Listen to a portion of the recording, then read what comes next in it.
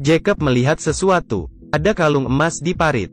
Ia bersiap mengulurkan tangannya. Baru saja saat mendekat, tiba-tiba kalung itu bersinar. Saat hendak mengambil kalung itu, ada kekuatan misterius menariknya ke dalam air. Ia menghilang begitu saja. Seketika keluar dari dalam sungai, menuju ke tepi pantai. Di hadapannya ada seorang pria sedang berdiri. Tubuhnya kotor dan terlihat seperti orang mabuk. Ia mengira pria itu seorang pengemis. Jacob bilang ia tidak punya makanan. Tidak disangka, orang itu langsung pingsan. Ia bergegas membalikkan tubuh orang itu, lalu mendengarkan detak jantungnya.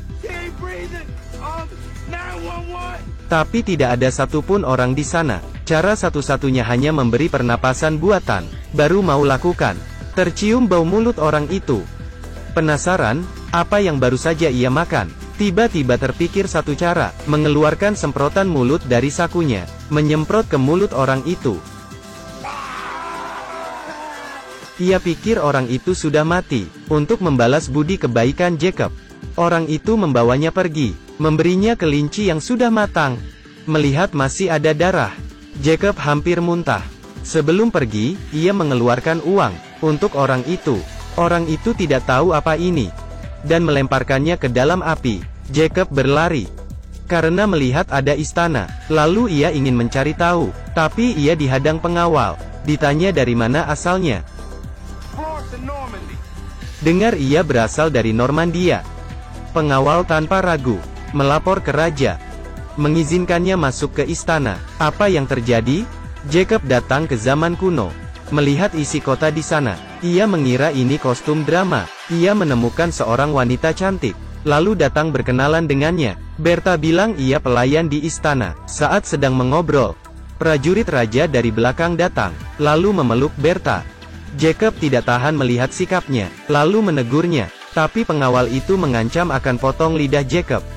Jacob mengira ini hanya akting, jadi tidak menganggap serius. Anak buah raja memanggil prajurit ke istana. Jacob kali ini lolos. Ini baru saja dimulai. Raja menganggapnya sebagai utusan dari Normandia. Raja bertanya kapan adipati datang. Jacob mengira ini masih berakting, jadi mengatakan tanggal acak. Raja mempercayai ucapannya. Jacob dibawa untuk beristirahat. Sebelum masuk, ia bertanya di mana toilet. Tapi bawahan tidak tahu maksud Jacob. Jadi Jacob menunjuk ke pantatnya. Bawahan baru tahu, lalu membawanya pergi ke toilet. Jacob hampir muntah, karena toiletnya sangat kotor. Ia bilang bahkan toilet di rumahnya lebih bersih. Sekelompok orang bergegas melewatinya, beritahu akan mengeksekusi seorang pemberontak. Jacob tidak mau ketinggalan adegan ini. Pemberontak dibawa ke eksekusi. Sebelum mati berteriak,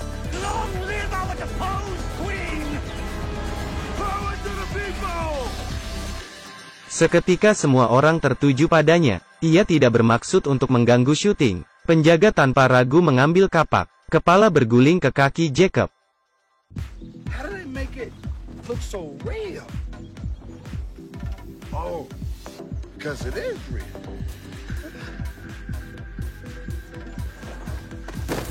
Saat ia tersadar, Berta beritahu ini tahun 1329. Jacob baru sadar ia datang dari 2022, masuk ke zaman kuno. Ia punya ide, bergegas ingin pergi dari sini. Tapi Berta menghentikannya, karena kalung yang Jacob ambil sama dengan miliknya. Jadi mengira ia salah satu pemberontak. Pakai kalung ini hanya satu, untuk menjatuhkan raja. Berta menunjukkan para pemberontak yang ditangkap. Melihat banyak kepala yang digantung, Jacob semakin bertekad ingin pulang. Raja mengundangnya untuk menunggang kuda. Sekarang ia sudah menunggangi harimau. Hanya bisa untuk berpura-pura setuju. Ia belum pernah menunggang kuda. Lalu mengatakan identitas aslinya ke raja. Jacob menjelaskan, ia bukan hanya seorang utusan, melainkan juga jenius. Raja skeptis. Jacob memulai pertunjukan. Belum sempat naik, kuda sudah jalan. Raja mengira ia sedang melakukan pertunjukan. Seluruh orang tertawa melihatnya. Tak disangka, ia malah jadi pusat perhatian. Raja semakin mempercayainya. Tidak hanya itu, malamnya, Raja mengundang pejamuan. Ia disambut dengan hangat. Bahkan diberikan makanan kesukaannya. Raja menyentuh anjingnya. Jacob menunjukkan ekspresi jijik. Lalu raja tanpa cuci tangan, langsung ambil kacang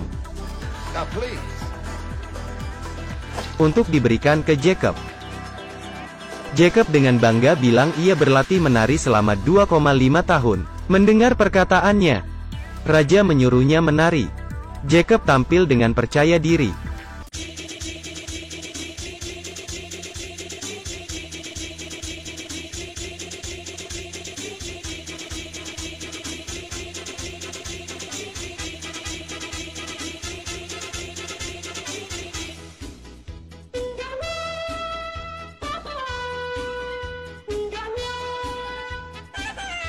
Semua orang belum pernah melihat pertunjukan ini. Suasana menjadi girang. Berta mulai merencanakan pembunuhan raja.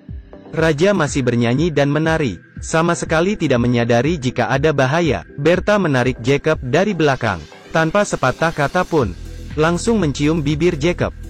Hal ini dilihat oleh prajurit raja.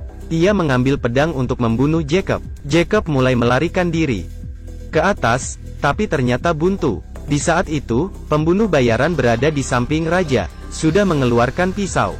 Tak disangka,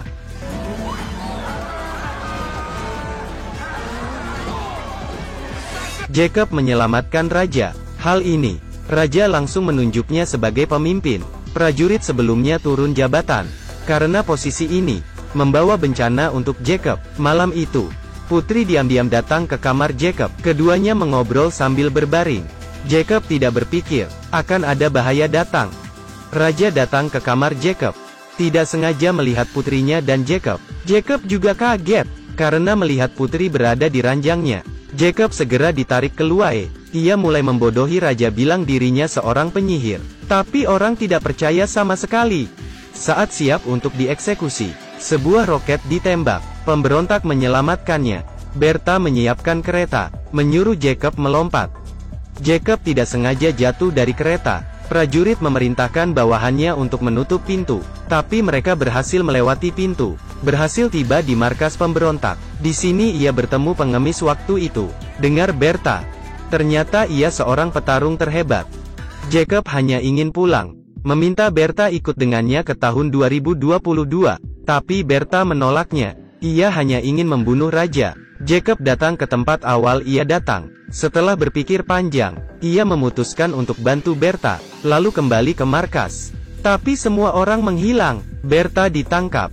Jacob sangat cemas, mengajak orang untuk pergi melawan, karena banyak yang terluka. Ditambah lagi tidak ada makanan. Tidak ada yang bersedia untuk berperang. Saat tidak ada orang ingin melawan, datang pengemis bersedia bergabung. Tapi dua orang mana cukup. Tiba-tiba satu wanita asing bersedia bergabung. Seketika semua orang berlutut. Ternyata ini adalah ratunya. Tapi prajuritnya butuh senjata. Ini waktunya ratu berpidato. Tapi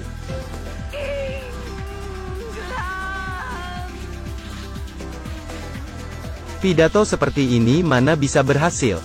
Jacob di samping tidak tahan lagi, meminta ratu membiarkannya mencoba. Tak disangka itu berhasil.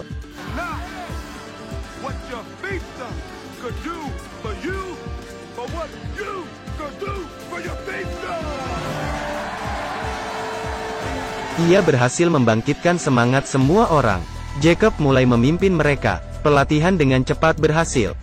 Sebelum berangkat, Jacob membuat pakaian perang. Tidak sabar untuk bergegas ke istana, tapi pintu kota kosong. Mereka mulai waspada, lalu melihat di sekitar. Tentara sudah mengepung mereka.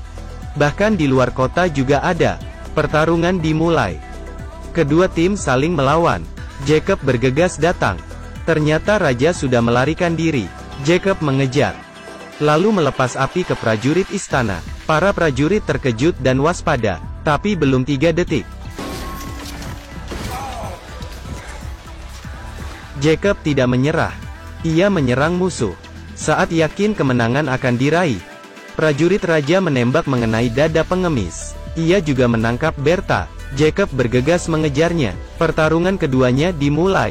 Jacob melakukan pukulan pertama, lalu melompat dan menendang, sampai prajurit jatuh. Prajurit tidak percaya. Saat ia bangun,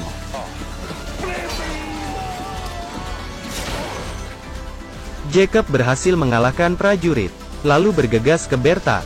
Tak disangka prajurit tersadar lagi, saat ingin menyerang dari belakang. Pengemis menembak panah ke dadanya. Pengemis belum mati, menyelamatkan Jacob dan Bertha. Dengan cepat raja dikalahkan. Jacob tidak kembali ke zamannya, tapi hidup bahagia bersama Bertha. Cerita berakhir. Aku Kai. Sampai jumpa lagi.